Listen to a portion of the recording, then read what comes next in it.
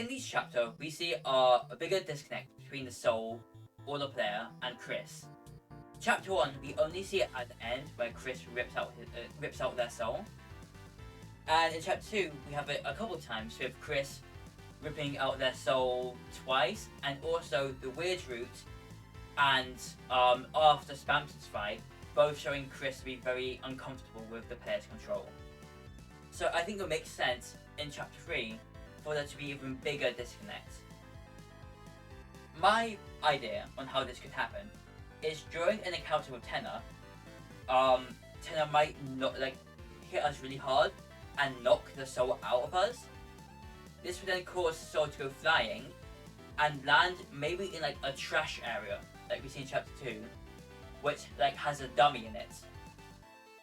This will cause the soul to possess a dummy, which parallels Undertale, where we see multiple times souls getting possessed by ghosts, and will also connect Kris being possessed by the soul, and confirming it basically. And at this point, we then get a section of the game where we have to make it back to Susie and Kris while controlling this dummy. Then, when we make it back to Susie, they will have found Toriel, who will be taking care of Kris's body. At which point, Toriel and Susie will mistake the dummy for an enemy, and we'll get a fight in the same way we fight Susie and Lancer in chapter 1. I then think at the end of the fight, we'll get a choice between two things to say.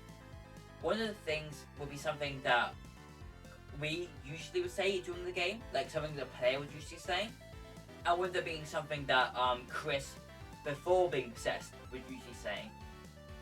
And I think depending on which one we pick, it won't matter, but it would just change who recognizes us, which would then draw a bigger connection to the fact Kris is acting different, and also draw a connection between the fact that our choices don't really matter.